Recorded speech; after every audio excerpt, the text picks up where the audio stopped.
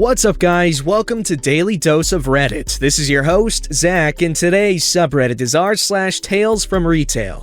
This story is called The Day I Learned Not to Judge a Book by Its Cover. So, I used to work at a very popular jewelry store. I was a salesperson and, admittedly, absolute trash at it. It was a very slow day in the summer, not jewelry buying season at all, and it was just me and the boss. Middle of the day, out of the blue, a woman walks in. This woman looks like your typical trailer park girl who was just walking in to look at shiny stuff. But the boss has always stressed that we should approach and attempt to help anyone who wanders in. Now at this point, I see him see her. He gives her one look up and down while he's at his desk behind the counter and looks back at his computer. Clearly, he sees what I see in her as well. He had a very well-established clientele and didn't often need to take long shots that just wander in. So after a moment of her looking around, I walk up to her. Me is me, woman is woman.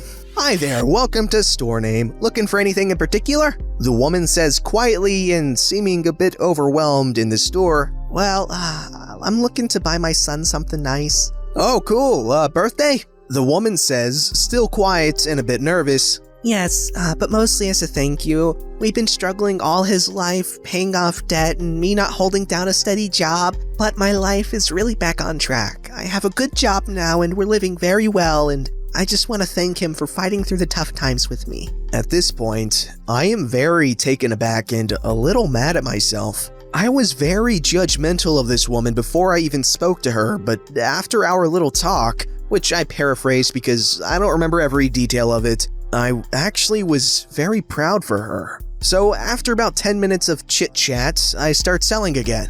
Well ma'am, I'd love to help you find something for him. What do you think he'd like? The woman, seeming more chipper after talking to me for a while. Well, he always wanted a real gold chain, but I could never afford it. Now that I can, I'm getting that boy a gold chain. We both laugh and I lead her over to where we keep the gold chains. I show her a couple and she chooses one she likes. This was a very nice chain. Thick 14 karat gold. The works. After a bit of playing around on the register with the active discounts, I got it to $3,000. Obviously, that is a lot of money, and even people who are doing well for themselves often don't have $3,000 in the bank that they can just drop on a gift. So you mentioned that you've paid off your debts and your finances are in good standing? So I take it your credit is much better than it was? Yes, much better. Well, would you be interested in financing this? Absolutely. So she shows me her driver's license and I get some information from her. The typical stuff for credit check. Even after our talk, I didn't expect her to get much. Being in a hole with your credit can be a serious nightmare to climb out of. And even people who have turned their finances around in a big way can still have bad credit. To my shock, awe, and glee, she was approved for $8,000 in credit. In my time at that store, I think I may have seen one other person the whole time get instantly approved for that amount. After that, we head to the register and I check her out. She even has the cash to do a down payment so that she won't be charged any interest over her payments. I give her the bag with the chain in a nice case and we walk toward the front of the store and talk for a moment. As we chat again, I think about her story and how much trouble she's had getting her life back in order. And I'm not even thinking about the money I just made. I was just proud of her. As we part ways, I hit her with words I feel like she's been wanting to hear for a long time. Clearly choked up, she says, "Thank you." That job made me very bitter and judgmental for a stretch of my life. But I don't think back on the bad times nearly as often as I think back to that woman. Even my boss was caught off guard that I got a huge sale on a slow day from the last person we would have expected. Seriously, everyone, don't let retail make you bitter to people based off appearances. You don't know their story, and sometimes their story is beautiful. Oh, man. Oh, god dang, these stories, they really get to me sometimes. Holy crap, man. Almost straight up started freaking crying, tear almost down my cheek. These stories, god. Like, when she was talking about how her life was and how she wants to do good by her son and all that stuff, man, that was so sweet. Good for her, good on her, just good, man, woman. do your thing. Good job. This story is called Crazy Lady Threatens to Call the Cops on Us Cause I Was Supposedly Following Her in the Store. Edit. Before too many people see this, I just wanted to say Happy Holidays to everyone who reads. I apologize in advance if there are any misspellings. I just got home from work and typed this all out and I am exhausted. I also know I'm missing a ton of finer details which I will edit in later once I remember them. Edit 2. Got some sleep and remembered some of the finer details. Edit 3. It's spelled aisle, not aisle.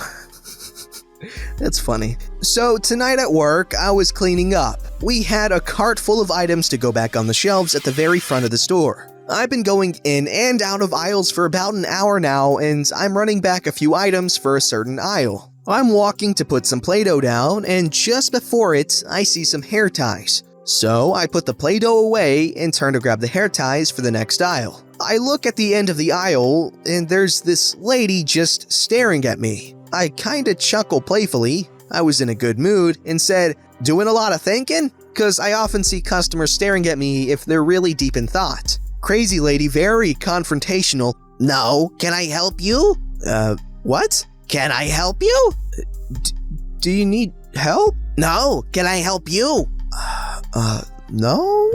"Okay, cause you've been following me around the whole store and you're making me uncomfortable." Putting my hands up to my chest, "Ma'am, I've been doing nothing but cleaning. I'm sorry you think I'm following you, but I'm not." "Well, you were. Now can you please go into another aisle? You're still making me uncomfortable." I turn around and out of the aisle. I put the hair ties back before locating my coworker a few aisles over. I tell my coworker about the confrontation. I tell her I think she might be stealing based on the last thing she said to me, and that I was going to find my supervisor. My coworker asked me to show her who it was so she can keep an eye on confrontational lady until I find my supervisor. As I turn around to show my coworker who it was, I see confrontational lady walking past the aisle. I quickly shuffle myself down the aisle with my coworker. There's a small corner, and just as we go to turn it, we nearly collide with confrontational lady. She locks eyes with my coworker and starts talking, asking if she can leave her cart up at front cause she needs to step outside for a smoke. My coworker tries to figure out if she'll be coming back inside to continue shopping or if she'll immediately go to checkout. I step away during this, since my anxiety disorder now has me shaking from the previous confrontation. I find my supervisor sitting in the back taking a quick break. I ask to join him and explain what's going on. Once I'm done and start to relax a bit, my coworker comes back explaining what was going on. She was apparently rambling and talking over my coworker about just needing a smoke and just going outside. It eventually turned to me, and she just went on about how I was following her in 9 different aisles. How she used to work at Zellers, had lots of money, she knows what retail workers do when they think people are stealing, insisting I was purposefully following her, and that she wanted to file a formal complaint. Me, my coworker, and my supervisor sit in the back for a bit, kinda digesting it. I'm lightly crying at this point because of my anxiety, so after a bit, I get up once I've calmed down, and say we should be getting back to cleaning. At this point, we had to assume she was long gone, and it was just something to laugh about. Nope, she was at cash, being served by one of my coworkers. Her card isn't working, so my other coworker has to call my supervisor. Confrontational lady then starts complaining about how I was following her and all that. So far, she's had me and my coworker try to explain it's just a huge misunderstanding, and then my supervisor tries to say the same thing. Confrontational lady insists I was following her purposefully. I talked to my supervisor later and he said, "I told her she wasn't following you around, it's just a misunderstanding," and she replied, "Well, I know she was." Anyways, confrontational lady had a lot of stuff, so my supervisor offered to help bring it to her car. While at her car, he told me all this a lot later, my supervisor stirred the pot a bit and told her that, even though I was making her uncomfortable, it wasn't fair that she was also making me uncomfortable. Confrontational lady threatened to call the cops on me and my supervisor for harassing and stalking her, and said that it was good I felt bad because that meant I was guilty. While my supervisor was coming back inside, she also said he would go to hell and was swearing at him. My supervisor found me and explained the situation and how the cops may get called on us. He then told the rest of the team what was up. I start going into my second anxiety attack because having the cops threatened is scary to me, and I have to go into the back to calm down. While in the back, my supervisor comes in after me and reassures me that a simple complaint won't be an issue as management knows me too well, and that I wouldn't purposefully start anything or do anything malicious. During this, the phone rings. My supervisor picks it up and it's confrontational lady asking for the manager. My supervisor informs her that he is the manager and that he's the guy wearing the blue hoodie. She doesn't know our names and only knows us as blue hoodie guy and black-haired girl, which isn't even true. My hair is brown. She hangs up immediately. I relax again and stick by my supervisor the rest of the night. He offered to let me go home early, but I said I would only take it if I started getting upset again, which I didn't, luckily. Okay, first off, I had a bit of a mental dilemma there because the supervisor was imitating the lady, and the lady is, a voice that I was doing, so I had to make one character imitate another character while still making sure both characters' voices are coming through. That was a little crazy. Anyways, my voice acting prowess aside, that lady needs, help or something. I don't know. That was just weird.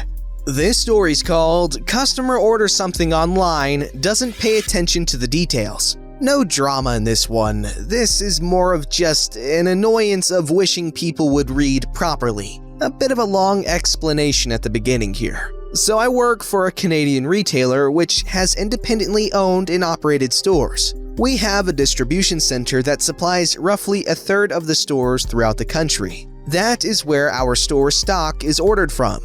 Our retailer is rather behind when it comes to online orders compared to the bigger retailers in Canada. The retailers often show live inventory of stock in the nearest store or allow online orders to put a reserve on an item that may be in stock at the store. Whereas our retailer, if someone places an order on our website, it is sent to our distribution center and sent on the next available truck that supplies our store. It causes issues with customers because, as you know, they read only what they want to see. One example is when you're on the page of the item, it says available and in stock, and a tab to select how much you want to order. Customers think this translates to what our store has in stock, and the tab that selects how much you want to order is our current inventory. Some people don't seem to understand it when we explain it. We often tell people to just phone us to order the item they want, because another issue is when ordered online, we have no idea about the online order until it arrives, so if it's lost in transit, we have no way of tracking the order or knowing about it,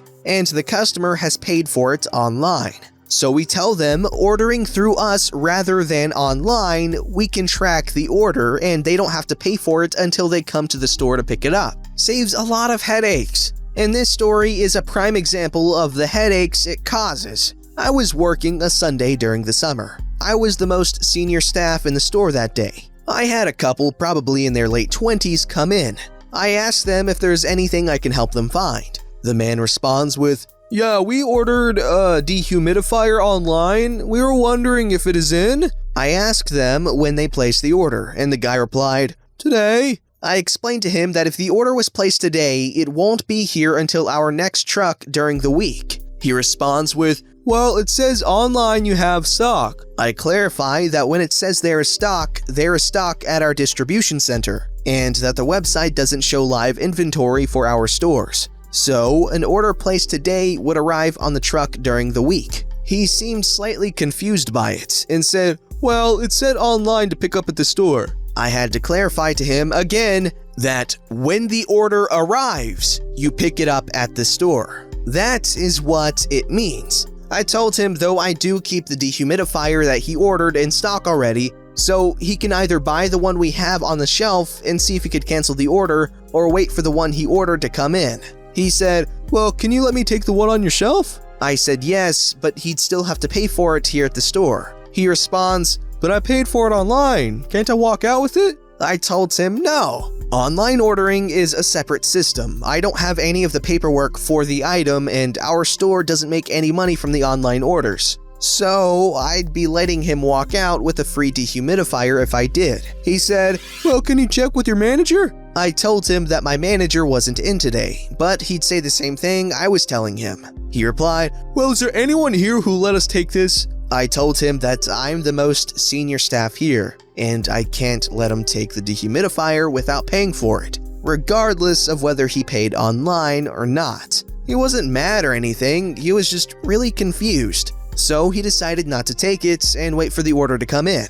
So an hour later, I get a call from the customer saying he's on the email confirmation and it says in stock at our store, pick up at your local store. I told him that it doesn't seem right. The stock they are referring to is our distribution center and the pickup is when the order arrives. He again asks if I can let him walk out with the dehumidifier. I told him I can't, he has to pay for it. So he says he'll come in and show me the email because he was as confused as I was starting to get on the whole matter. So he comes in less than an hour later, but he walks right by me and heads straight for the dehumidifiers. So I head straight to where he was and asked him if he has the email. He responds, "Actually, I canceled the order online. You were right, I read into it more and it says everything you pretty much said." I rolled my eyes internally. I wanted to say, if you read the details properly, it would have avoided all this headache. But I just said, this is why we tell the customers to just phone our store or come in to do an order rather than online.